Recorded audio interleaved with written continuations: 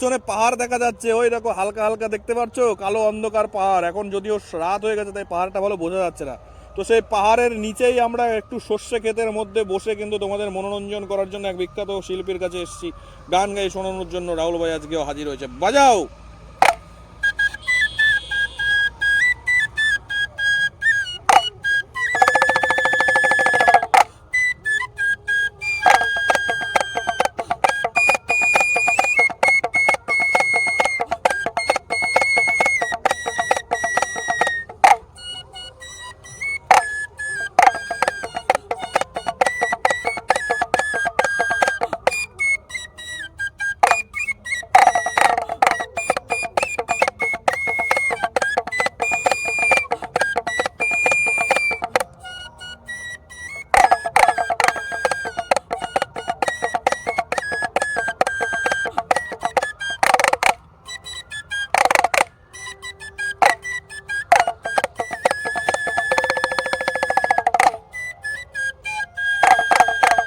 আমার বাংলাতে।